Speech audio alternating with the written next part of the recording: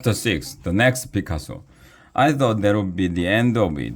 We went back to class and did math, social studies, and reading with Miss Banks. Then it was time for dismissal, and I took the bus home. Everything was normal. It was almost time for dinner. That's when the weirdest thing in the history of the world happened. The doorbell rang. Well, that's not the weird part. Doorbells ring all the time. The weird part was what happened after that. I looked through the little peephole in the door, and do you know who was standing on our front steps? It was Professor Ampit. I opened the door. Atlo, he said. What are you doing here? I asked him. I have come to introduce you to the art world, he said dramatically. I have homework. Homework can wait, Professor Ampit said. Sounded good to me. I hate doing homework. At that point, my parents came in from the kitchen. Did I hear the doorbell ring? My mother asked. I am here to talk about your son, said Professor Ampit. What did he do now? Asked my mom. Has he been kicked out of school? Asked my dad. No, Professor Ampit said with a laugh. I am Professor Pitt from the Museum of Recent Art. Your son has created the most groundbreaking sculpture I have seen in years. He's an artistic genius. Are you sure you have the right address? Asked my dad. Blah, blah, blah, blah. The next big thing, said Professor Ampit. Blah, blah, blah, blah. Prodigy, blah, blah, blah, blah. Once in a lifetime, blah, blah, blah, blah. Somehow, Professor Ampit convinced my parents that I was the next Picasso. He said he wanted to take us to a party in my honor at an art gallery. We were about to sit down for dinner, my dad said. AJ is an artist, said my mom, getting her coat. This I gotta see. Dinner can wait. Let's go. We drove 1,100,000 miles until we got to the art gallery. I said I was hungry, and Professor Ampit told me the gallery would have some things called hors d'oeuvres, whatever they are. As soon as we walked inside, I could see the gallery was filled with a bunch of art nerds like Professor Ampit, wearing capes and barrage. Everybody burst into applause when I came into the room. My dumb paint tube was taped to a white wall, and do you know what was on the table? A bowl of pretzels. I made a beeline for the pretzels and stuffed my face. Attention, art lovers, announced Professor Ampit. Everybody got quiet. I'd like to introduce you to Atlo, the young genius I told you about.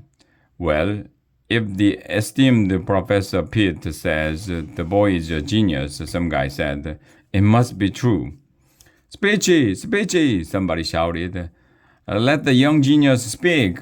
Everybody was staring at me.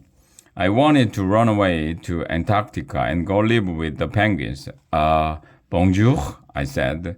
Then I went over and whispered into Professor Ampit's ear. I don't know what to say. Don't worry, he whispered back. I will do the talking. And then he said, Ladies and gentlemen, Atlo only speaks French, but I think I can translate his artistic vision into English. Atlo has created this amazing sculpture. We don't know what it is yet.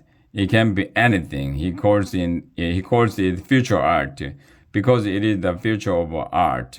We may not have a perfect future. It depends on what the artist creates with the paint in the tube. Is that what you had in mind, Atlo? Oui, I said. He's the next Andy Warhol, said Professor Ampit, blah, blah, blah, blah, up and coming, blah, blah, blah, blah, the next big thing, blah, blah, blah, blah. I think future art is simply marvelous, some lady said. I love it, shouted somebody else. It'll look perfect in my living room. How much will you sell it for, Atlo?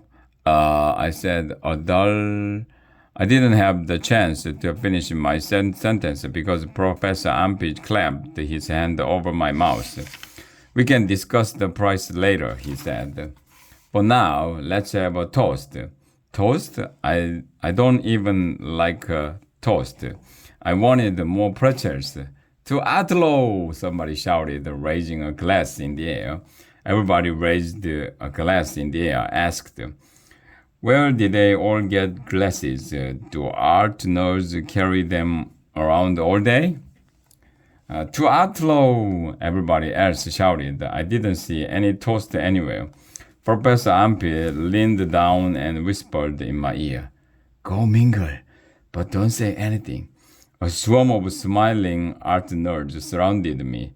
So you're the young man everyone's talking about, a lady said. Oui, I replied. Bonjour. Young man, said an old man. I think you are brilliant. How did you come up with this revolutionary idea? I replied. Oui. What will be your next creation? Somebody asked. Oui, I replied. Bonjour. This place was boring. I wanted more snacks. I walked around until I found my parents chit-chatting with some art nerds.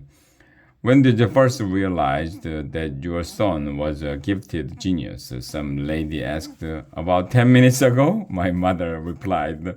The party went on for 1,100,000 hours. What a snooze fest. I thought I was gonna die. But then I spotted something in the far corner of the room. On a table, it was a big bowl with the orange stuff in it. Cheese doodles. I love cheese doodles. I went over to the bowl and reached in to get some. But before I could touch a cheese doodle, some art nerd grabbed my hand. What are you doing? She shouted. I'm getting cheese doodles. Those aren't cheese doodles. She hollered at me. This is a priceless sculpture. Oh, shh. It sure looked like a bowl of cheese doodles to me. The lady nerd needs to chillax.